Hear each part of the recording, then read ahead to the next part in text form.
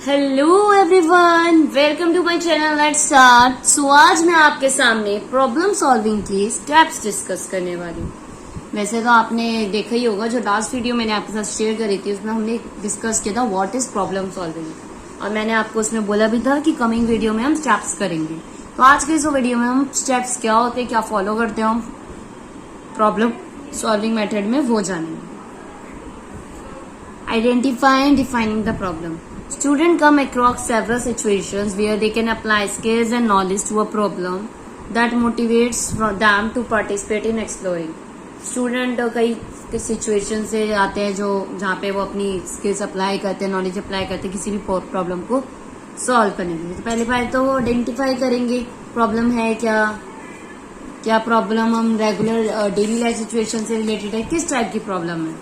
Then उसके background को collect करके उस टॉपिक से रिलेटेड फिर उसको सॉल्यूशन की तरफ आगे बढ़ेंगे। पहले तो उस प्रॉब्लम को फाइंड आउट कर, प्रॉब्लम के बारे में जानेंगे। प्रॉब्लम को चूज किया जाएगा कि स्टूडेंट उसको कर पाएगा नहीं।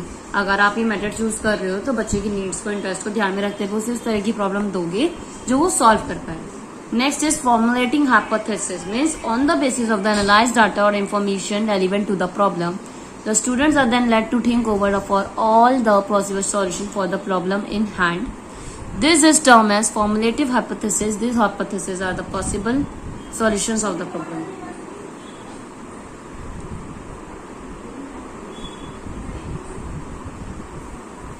फॉर्मुलेटिंग हाइपोथेसिस में यहाँ पे क्या करता है, डाटा को एनालाइज किया जाता है, इन्फॉर्मेशन को जो रेलिवेंट होती है उस प्रॉब्लम के लिए।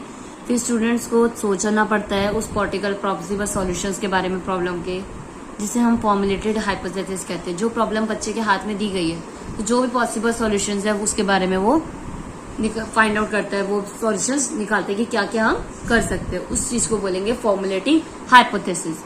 नेक्स्ट होता है testing hypothesis bye collecting and evaluating data. अब जो उसने हाइपोथेसिस जो भी सॉल्यूशंस निकाले हैं फिर उसको कंडक्ट करेगा, एक्सपेरिमेंट करके देखेगा, टेस्ट करके देखेगा, ऑब्जर्वेशन करेगा क्या डाटा जो बेस्ड हुआ है उसके एक्सपेरिमेंट से क्या है। The teacher should give the student conduct experiment with proper procedure. Teachers properly procedure के साथ बच्चे के एक्सपेरिमेंट करवाएगी। पूरा टीचर का जो फोकस होना चाहिए वो बच्चे पे होना चाहिए, ताकि बच्चा क्या कर रहा है, ठीक से कर रहा है या नहीं। अगर वो किसी चीज का एक्सपेरिमेंट कर रहा है तो उसमें प्रॉपर मेथड यूज हो रहा है या नहीं, या उस पर्टिकुलर एक्सपेरिमेंट से उसे कोई हार्म तो नहीं है। इसलिए टीचर का पूरा कॉन्सेंट्रेट फोकस होना चाहिए।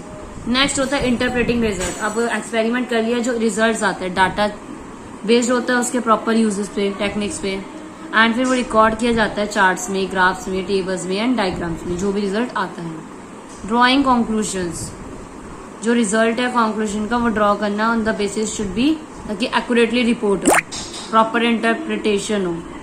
इस कंक्लूजन को कंसीडर किया जाए valid and useful. Findings should be reported concisely and suggestions for further work should be mentioned. मतलब जो भी कंक्लूजन है उस पर रिपोर्ट की जाए, प्रॉपर सजेशन दिए जाए, ताकि वर्क को मेंशन किया जाए कि जो जो आपने टेस्ट करा वो उसका कितना इफेक्ट है, कितना आंसर मिला है। कंक्लूजन आप तैयार करोगे तो इससे आपको आइडिया मिलेगा कि आपका ओवरऑल प्रोजेक्ट जो है कैसे सॉल्व हुआ है, और जो भी कंक्लूजन है उससे पढ़ के आपको आइडिया मिलेगा, ताकि आप कमिंग समय में, आने वाले समय में उस कंक्लूजन को ध्यान में रखते हुए अनदर किसी प्रॉब्लम प्रोजेक्ट मेथड पे अगर कोई आंसर्स फॉलो कर रहे हो, कोई एक्सपेरिमेंट अप्लाई कर रहे हो, वहां पे आप वो चीज ध्यान रखो जो यहाँ पे आप निग्लेक्ट कर दी है, जो मिस्टेक हो गई है। तो कंक्लूजन कराना बहुत जरूरी होता है, ताकि हम कमिंग अनदर प्रोजेक्ट में वो मिस्टेक्स रिपीट ना हो, ताकि हम उसको प्रॉपरली डन कर पाए। नेक्स्ट है फैक्टर्स जो इन्फ्लुएंस करते हैं प्रॉब्लम सॉल्विंग को। Problem solvers focus more on the problem rather than other aspects. जो भी प्रॉब्लम सॉल्वर कौन होता है, जिसे आपने किसी स्टूडेंट को एक प्रॉब्लम दी है तो जो बच्चा ये सॉल्व कर रहा है वो कहलाएगा प्रॉब्लम सॉल्वर। उसका मेन फोकस किसकी होता है, प्रॉब्लम पे, ना कि किसी अदर एस्पेक्ट्स पे, सॉल्यूशन पे या अदर बातों पे। They develop relationship between the background knowledge and the problem on which they are working. मतलब वो एक रिलेशनशिप क्रिएट करते हैं, जो प्रीवियस नॉलेज उसकी है और जो प्रॉब्लम है उसके बीच में कुछ कनेक्टेड, क्या उसका यूज करके वो वर्क कर सकते हैं उस प्रोजेक्ट पे। They follow more persistent line of reasoning with the positive attitude. एक परसिस्टेंट लाइन रीजनिंग की वो पॉजिटिव एटीट्यूड के साथ फॉलो करता है कि किस तरह से हमें प्रॉब्लम को सॉल्व करना है। Steps you can also say the process self confidence in solving the problem. फिर आप जब तक सेल्फ कॉन्फिडेंस नहीं होगा स्टूडेंट में तो प्रॉब्लम कैसे सॉल्व करेगा, तो वो कभी कर पाएगा जब तक उसमें सेल्फ कॉन्फिडेंस आएगा कि हम ये मेथड या ये टेक्निक अप्लाई करें तो शायद हमारा जो करेक्ट आंसर है हम प्रॉब्लम को सॉल्व कर पाए। Their approach to problem solving is more objective and impersonal. जो अप्रोच होती है प्रॉब्लम सॉल्विंग की बहुत ऑब्जेक्टिव होती है और इम्पर्सनल होती है। There is a need for careful and systematic approach with an active process search. Need है केयरफुल एंड सिस्टमैटिक अप्रोच की जहां पे एक्टिव प्रोसेस हो सर्चिंग एंड ऑल की। Next is methods of problem solving. अब कौन कौन से मेथड्स होते हैं, 2 मेथड होते हैं, इंडक्टिव और डिडक्टिव मेथड। अभी तो इसमें छोटा सा पार्ट आ रहा है, बाकी मैं एक particular video inductive method and deductive method क्या होते हैं इसके ऊपर ही बनाऊंगी जिसमें आपको बहुत डिटेल में एक्सप्लेन करूंगी। बट वैसे ही इसका मेन जो पॉइंट है जो आपको याद रखना है वो ये है, इंडक्टिव मेथड क्या होता है। This inductive method approach to problem solving in provide students with a learning situation in which they can discover a concept or principle. In this approach, generalizations are drawn from particular principles from observed phenomena and rules from instances. Through the inductive method, student interest and motivation in science can be appreciably increased.